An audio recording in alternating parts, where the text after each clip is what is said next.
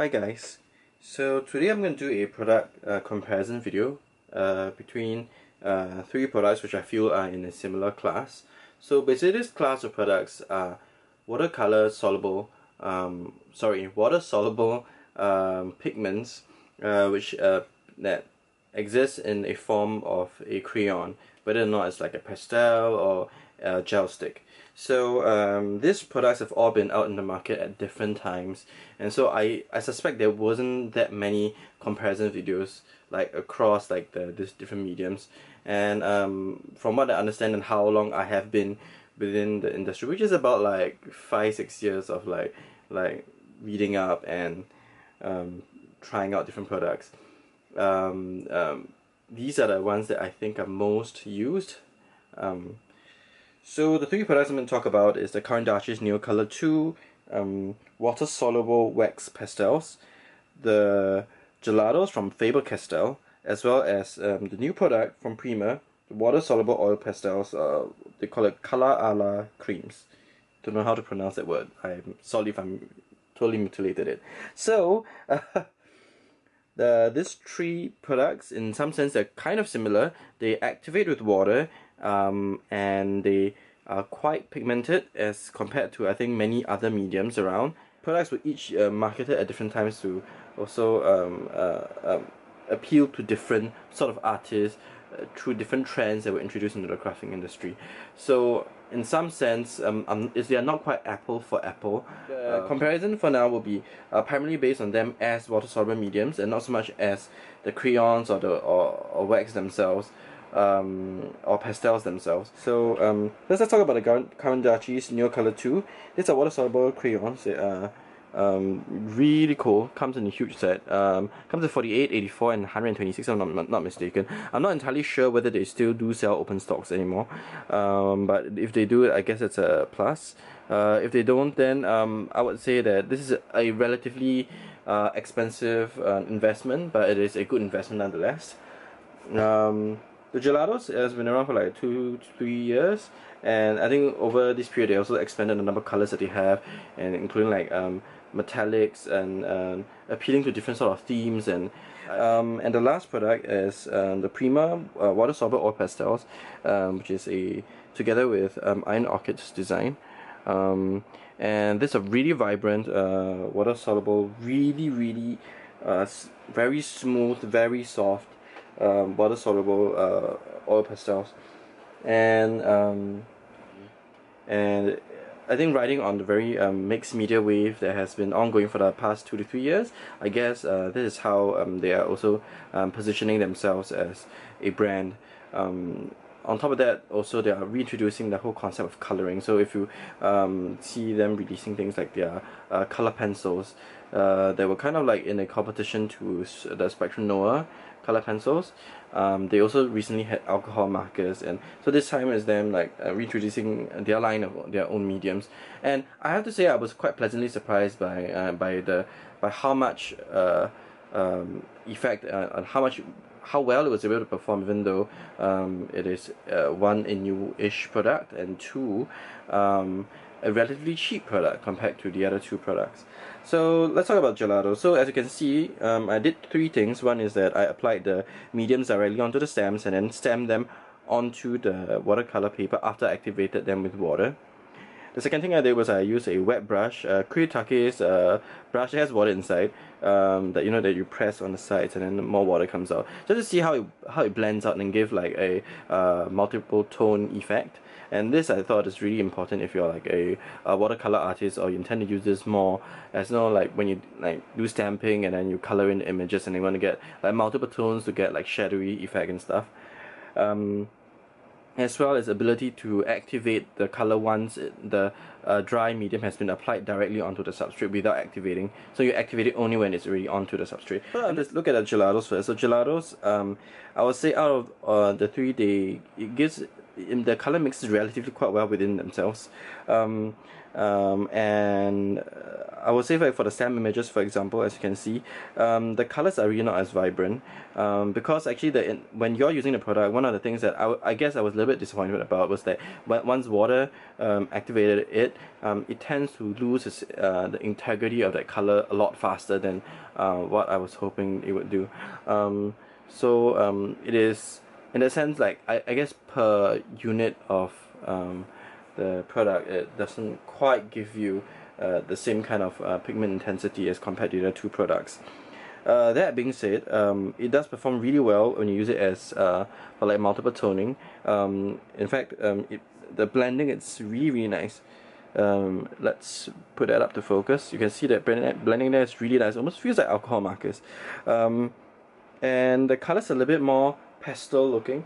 And I suppose that it is a good thing, especially the kind of trend that the current scrapbookers are going for in their current color palettes. But you'll see that if it's used direct onto any kind of like sub-porous or porous surfaces, the color is really hard to be activated again, and it doesn't quite behave like watercolor after that. It becomes quite difficult to move the color around to reactivate what has already been and sometimes adsorbed onto the substrate. This problem is somewhat solved if you're using a gessoed surface.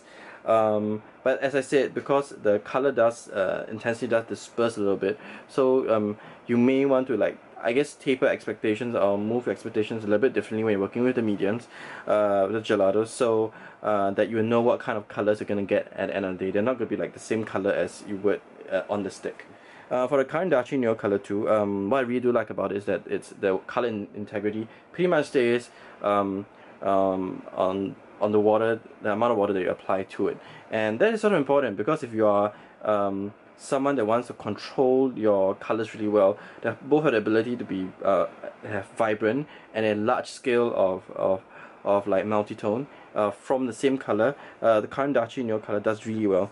If you look at the stamp image, it's really quite slick, and reason is because the product applies really smoothly, far more smoothly than Gelatos, onto the stamps, and then when you activate it and you stamp, you still get quite a good result. Looking at the second technique, when I pick up with a wet brush and then just painting on, and then adding more water just to flow out, it does fantastically well, giving quite a wide range of tone.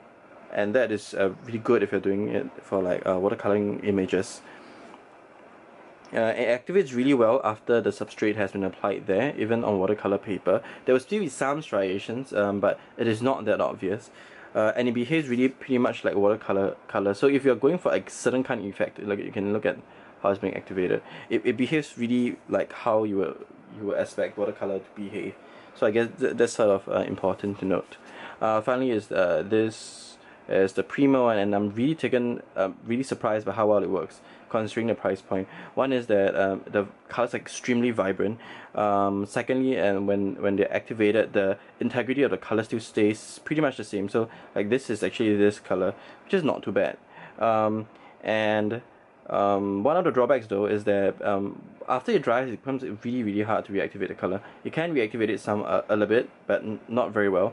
And it is very hard to get a multi-tone effect. The tone actually is quite short. It blends out too easily in a certain sense, and then the color is kind of lost when you try to do like the water thing. But once again, it's relatively easily to activate it. You do get some striations, but it's not too bad as compared to like Gelatos, which is probably the worst. But if you're going to use on like this, problem will generally be solved if you're using it on gessoed surfaces or like a primed canvas. So my verdict in general is that the Gelatos are probably like kind of like the one for all product. If you're looking for something that can kind of do your techniques and something that can do your watercoloring with, I think the Gelatos are a good product to have. Do note that the colors to get a little bit more washed out the more water that you use. But I guess it's really great for gessoed surfaces, and the range of colors that you can get is not too bad, and because they go thematically and in a sense via a palette behavior rather than than open stock or in a full set, even though you could get full sets as well. It is just really fun if you're a mixed media artist, or like an art journalist, or you do mixed media canvases, and so this is a good product to have. I'll talk about the price point later though. The Caran Neocolor 2, these are great for people who work who very much like to work with watercolors. You have ranges of color from 48 to 84 to 126. So and if you're like kind of like really lazy to mix paints, right, you probably don't have to. With 84 you get like a good wide range of colors and be able to do quite a bit of coloring. Also the colors tend to be more earth like down to earth.